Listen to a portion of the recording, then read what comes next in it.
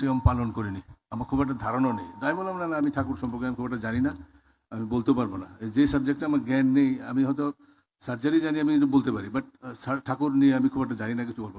তাহলে আপনার জীবনের কোনো একটা অনুভূতির কথা বলে দিন, বা জীবনে যেটা একবার দেখেছেন। তাই ঠিক আছে, সেটা তখন আমি জাস্ট MBBS পাস করেছি, অল্প বেশি যুবক, আমি একটু পাশ্চাত্য ভাবধারায় সবসময় বড় হয়েছি।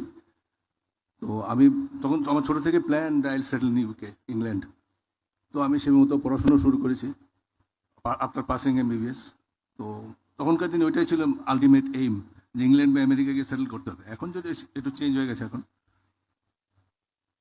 তো আমি সে পড়াশুনো করছি, কিন্তু কদিন পরে দেখলাম আমার শরীরটা ভালো যাচ্ছে না, আমি খেতে পারছি না একটু। তারপর দেখলাম, আমি কিছুদিন পরে বুঝলাম যে আমার জন্ডিস হয়ে গেছে।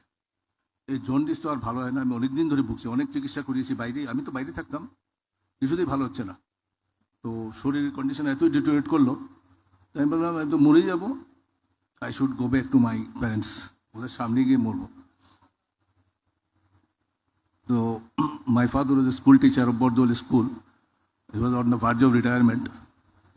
তো আমি এসে বললাম যে কদিন বাঁচি ওদেরকে একটু হেল্প করে যাই, চাকরিতে জয়েন করি। তো তখনকার দিন চাকরি পাওয়া ভেরি ইজি, ডাক্তারদের চাকরি একদমই খালি, আমি কয়েকদিনের মধ্যেই চাকরি দিয়ে দিল, আমি জয়েনও করলাম। তো আমি যখন অফিসে যেতাম, ডাইরেক্টরেট অফ হেলথ সার্ভিস, তখন এখন যে IGM হসপিটাল সেখানটায় ছিল। তো এক দাদা, আমি নামটা ভুলে গেছি, কি রায় ছিলেন ওনার নামটা, উনি ওখানকার UD ক্লার্ক ছিলেন। তো উনি আমাকে কথা বলছেন, you look so bright, why so depressed. এবং দেখুন, আমার তো এইম ছিল অন্য, আমি এখানে এসে গ্রামে গঞ্জে চাকরি করবো, আগরতলা এসে চাকরি করবো, আমার কোনোদিন ধারণাই ছিল না, মানে নো প্ল্যান, আমি সেটেল করবো বাইরে। তো অত ডিপ্রেস হওয়ার কী হয়েছে, আমার তো মনে হয় না বেশি দিন বাঁচবো, কারণ অনেক চিকিৎসা করেছি।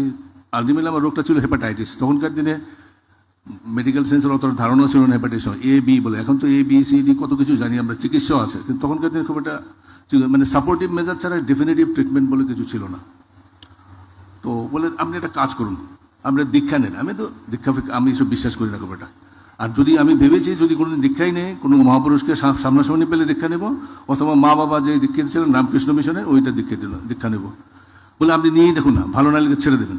তো উনি জোর গলি আমাকে আশ্রমে নিয়ে গেলেন। তো উনি ছিলেন শ্রীযুক্ত রমাশঙ্কর ত্রিবেদী। তো উনি ছিলেন ভারপ্রাপ্ত প্রধান সৎসঙ্গে। বলে দাদা আপনি একটু দীক্ষা দিয়েন। তো আমি খুব অনিচ্ছাকৃতভাবে নিয়েছি, মানে I had no confidence, faith ছিল না। তো বলে আপনি কিছু করবেন, আপনি শুধু ইষ্টবিধিটা করুন। আমি সেটাই করছি। আস্তে আস্তে কখন যে আমার চেঞ্জ হয়ে গেলো আমি নিজে বুঝতে পারলাম, উইদাউট ট্রিটমেন্ট। আমি আফটার কাপল অফ ইয়ার্স দেখলাম আমি চেঞ্জ হয়ে গেছে। তো স্বাস্থ্য ভালো হলো। তারপরে তাহলে তো আমি পোস্ট গ্রাজুয়েট করি। তো বিলে যাওয়া হয়নি ঠিকই, কিন্তু আমি পোস্ট গ্রাজুয়েট মানে এক্সাম এন্ট্রান্স দিলাম, পাশও মানে চান্স লেগে গেলো, MS-এ ঢুকে গেলাম, PG করলাম, বিয়েও করলাম, ছেলেও হলো, সেও এখন ডাক্তার হয়ে গেছে। আমি এমন হয়নি লুক ব্যাক, তখন আমার বয়স করে 24-25, এখন আমার বয়স প্রায় 70। যে অনেক কিছু পাইনি, কিন্তু যেটা পেয়েছি সেটা অনেক। আমি যেই জায়গায় এসেছি এখন, I am more than a decade, I am head of the department of a medical college, is no mean job. তো এটা আমার মনে হয় এখন যখন দেখি, এটা মনে হয় ঠাকুরের কৃপা ছাড়া বোধহয় সম্ভব ছিল না।